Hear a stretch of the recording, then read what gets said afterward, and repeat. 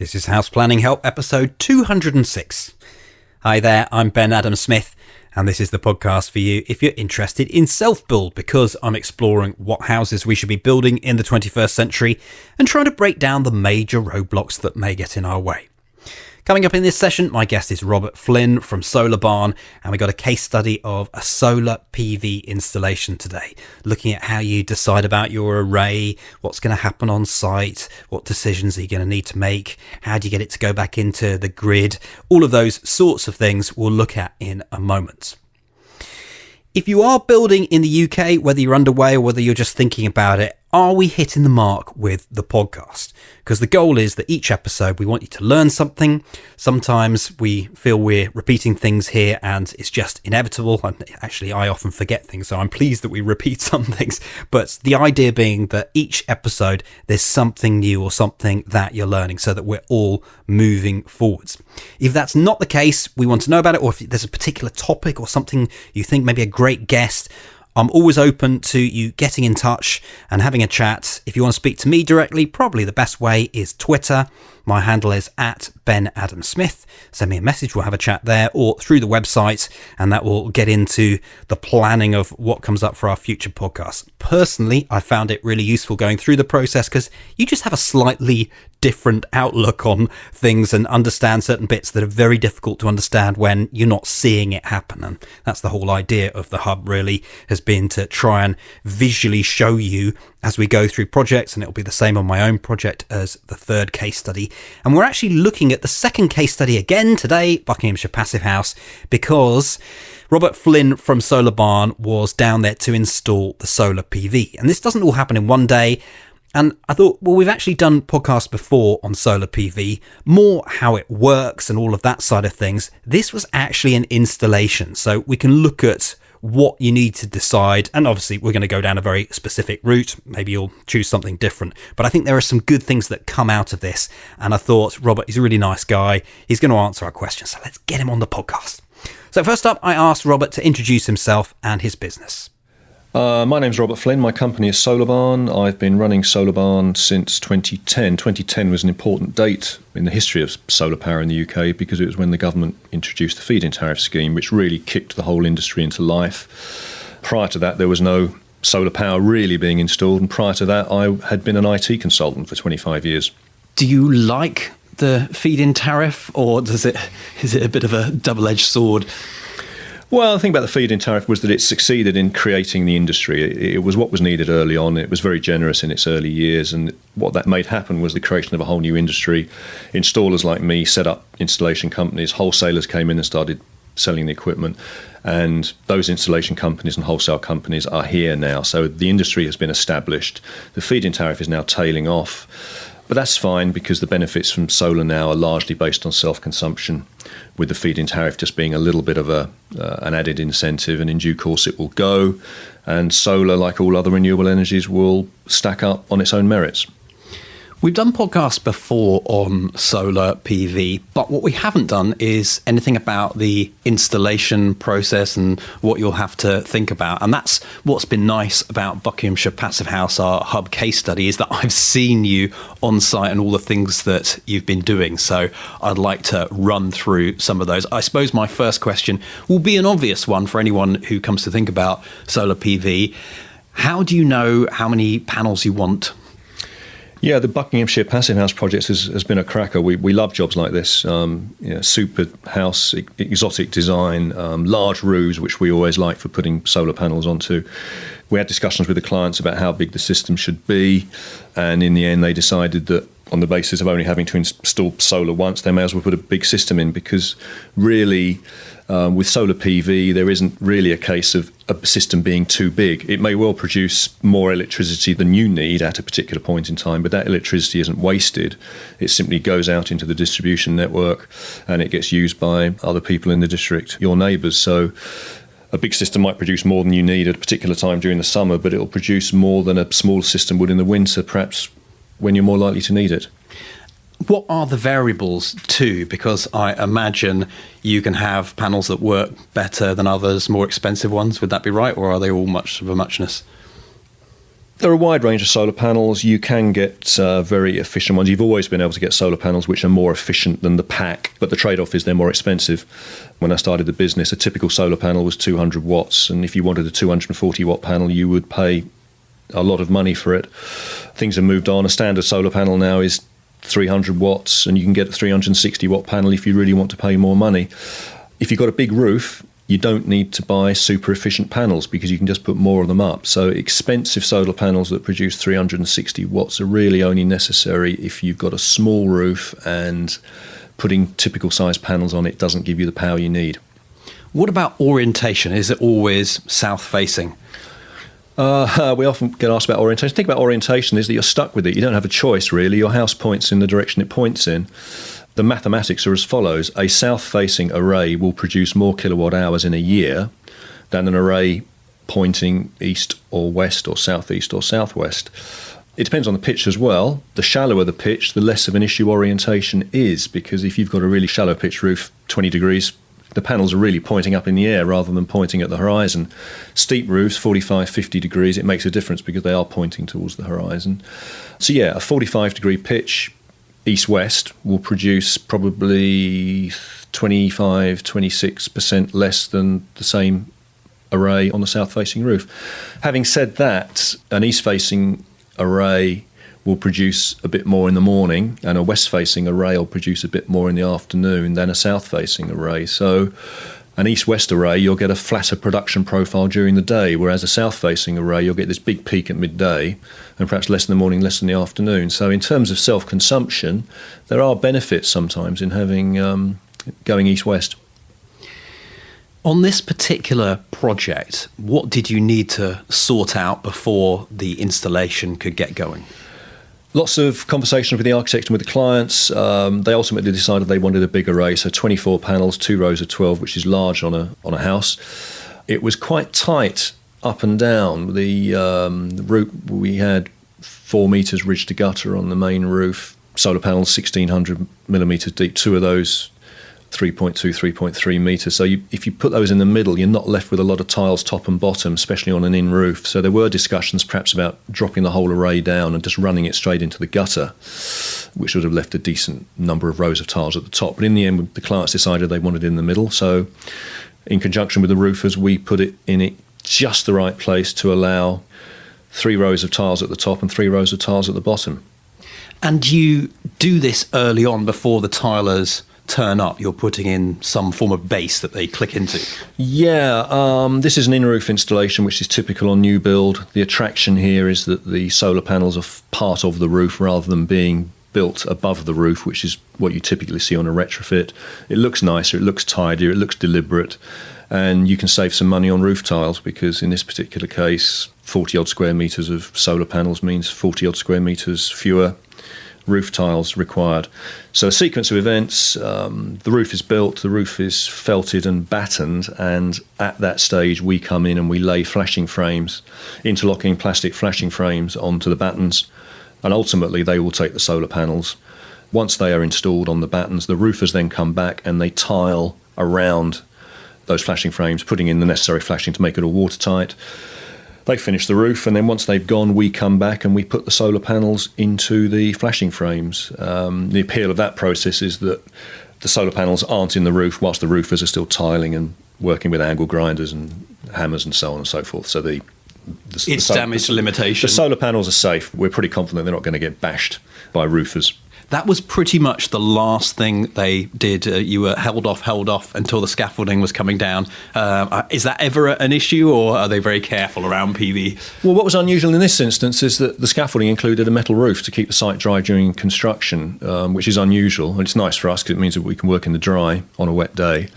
The fear was that the scaffolders would be removing the tin roof with scaffolding poles, etc., and might damage the tiles. So we had to wait for the roof to be removed before we could then go and put the solar panels in.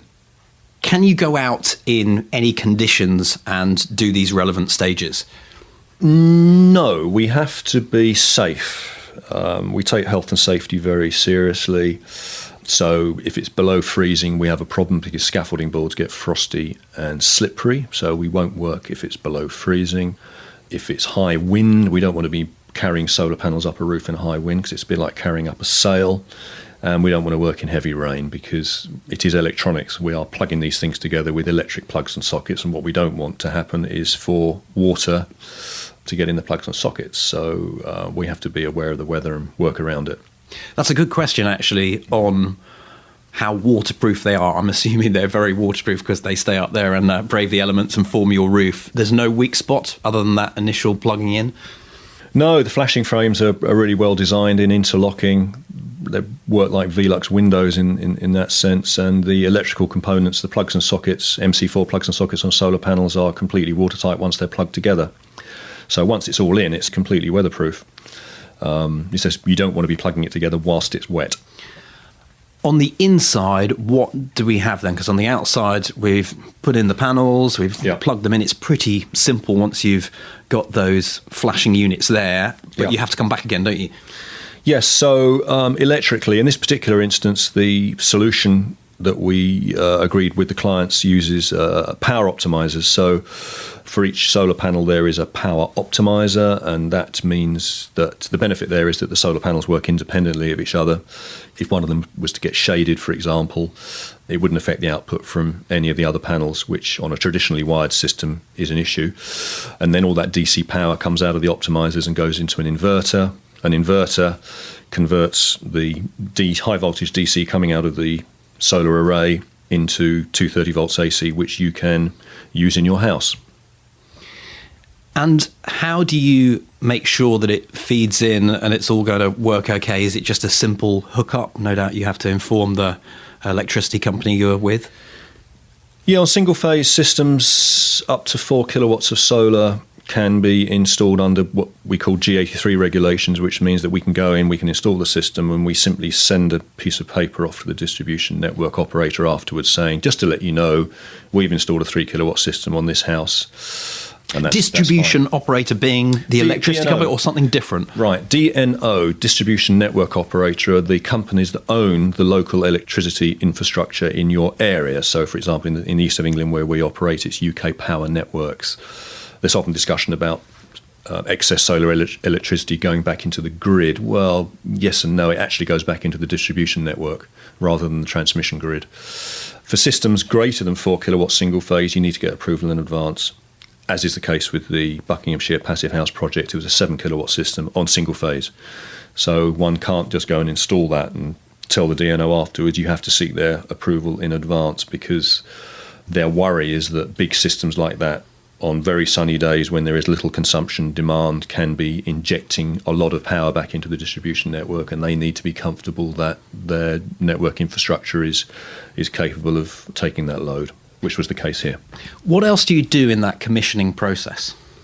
First time round, we need a nice bright sunny day to make sure that there's enough power going into all the panels and optimizers. We switch the inverter on, and then there's a pairing process where the inverter talks to all its optimizers and they pair with each other, a bit like commissioning a local area network with a computer. And then once that's happened, they all power up and away the system goes. During the pairing process, each power optimizer is producing just 1 volt DC, which is nice and safe. And in fact, if anything ever goes wrong with the system, it drops back to that. It's a really nice safety feature. But once the system's up and running and the inverter's ready to go and the optimizers are ready to go and there's plenty of sun hitting the array, it'll run up to about 400 volts DC and away you go. As a user, what do you have to do, if anything? Nothing. Just enjoy the fact that you're using lots of electricity being produced from the sun. There aren't any moving parts with a solar PV system. The inverters, power electronics, they get hot when they're producing a lot of power, and eventually they will go. Inverters will last at least 5 years. A lot of them are guaranteed to last between 5 and 10. Some of them now, as is the case on the Buckinghamshire project, that inverter is guaranteed for 12 years. What's different about that? The use of power optimizers means that the inverter itself has to do less work. So therefore, it is guaranteed to last longer. Is there anything else we need to know about in this process, important parts of it, or have we covered it fairly well? I think something else that's worth mentioning is that a lot of customers of PV systems now have an immersion heater diverter, because in a lot of cases PV systems will produce a lot of power when you don't need it. It'll meet your consumption demands, plus there'll be some left over.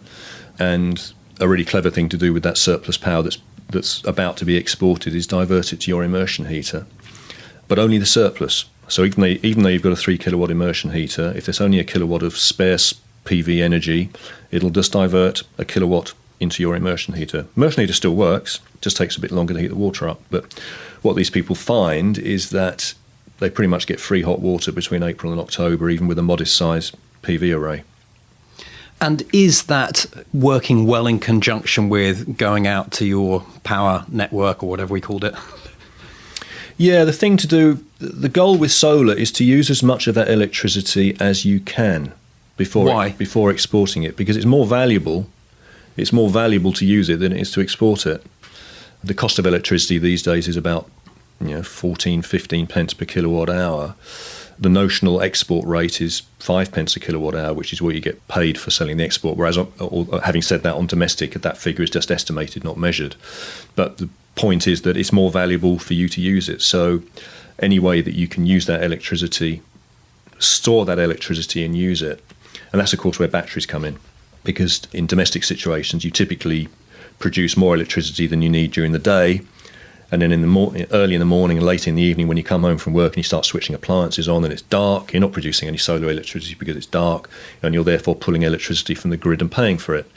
And what would be really good is if you could use the surplus that you've produced during the day, rather than exporting that, you store that, and therefore you can increase your self-consumption. And batteries do that very, very well. In my opinion, the economics aren't quite right yet. They're just a little bit too expensive, and they don't store quite enough, and they don't quite last long enough. But if batteries get cheaper and they last longer and they store more, and as the price of electricity goes up, there will be a tipping point where suddenly it makes sense to put batteries into solar PV installations. Have we got any batteries on this particular project? Not yet, but we future-proofed it. Oh, how did you do that? We've put all the cables in, ready for batteries. We know where the batteries are going to go. And importantly, we've put the technology in there which will measure how much of the power they use and how much of it they export. Because really, to work properly, you need to size the batteries to match the characteristics of the house. Not necessarily to match the size of the PV array, but to match the consumption characteristics of the house.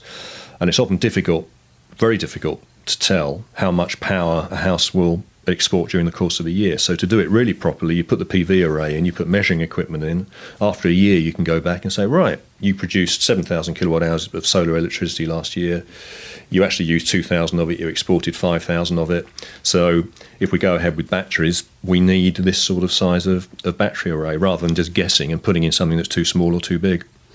We did a podcast recently with Robert Flynn, and he was mentioning how the car could become your battery. Have you any experience of this? And does it seem likely a Tesla approach where you plug in and it works one way and flows the other way as well?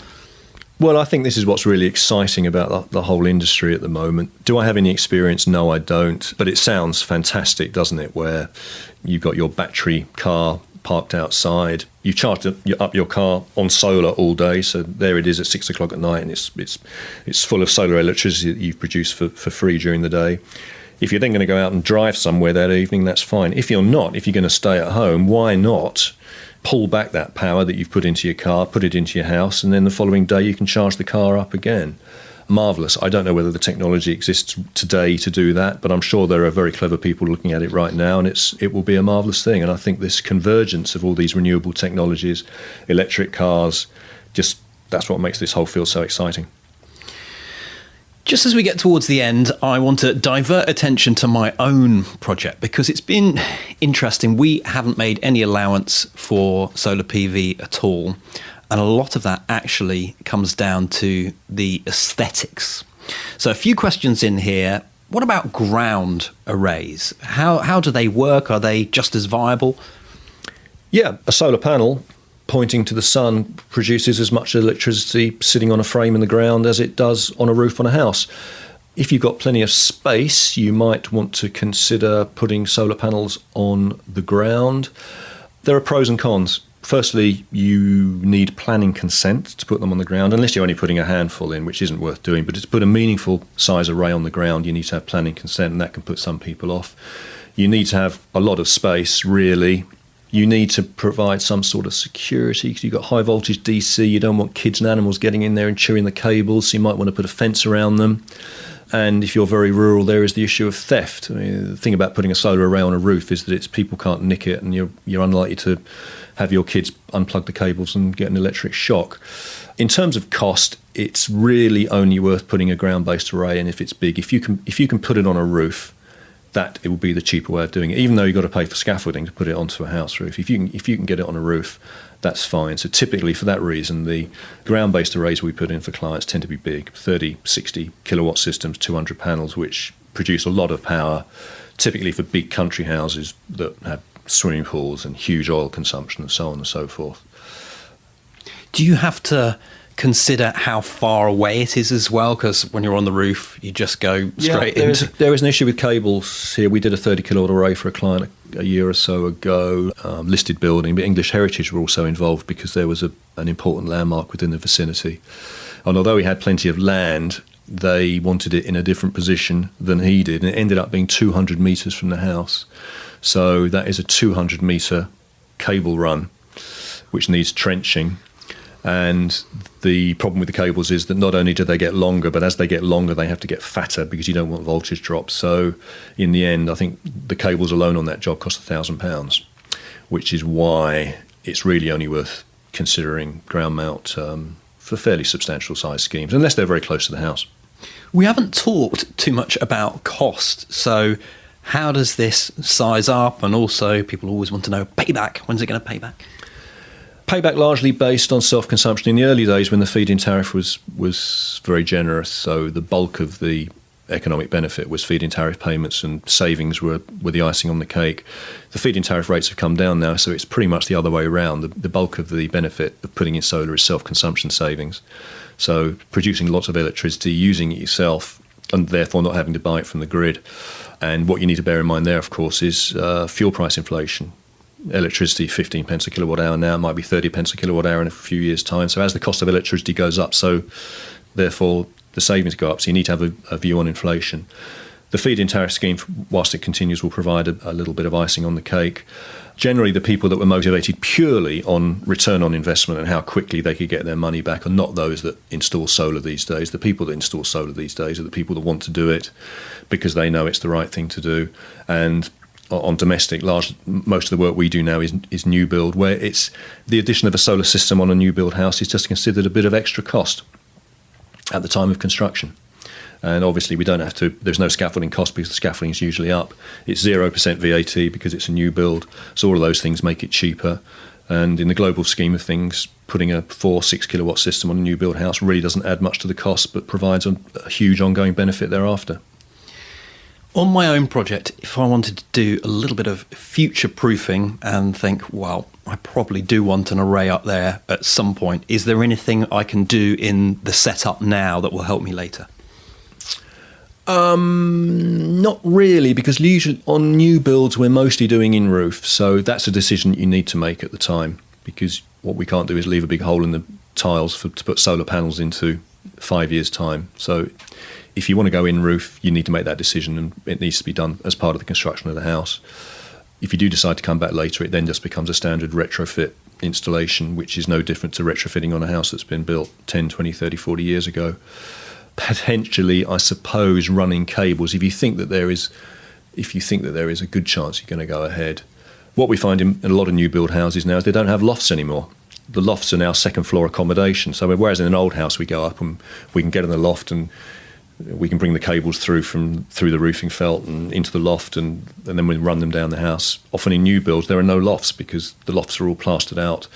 So potentially an inexpensive move there would be to run a cable in. So a cable terminating on the roof and then terminating downstairs, and then that might only cost 50 quid, and we can come back and plug the solar into it later. Any final thoughts on this topic of solar PV, getting an installation on your new build? My view is that putting solar PV into a new build, it should just be the part of every house that's built in this country. And if you're not particularly keen about it, just stick a couple of panels on, and that'll help a bit, and that'll add virtually nothing to the cost of the build.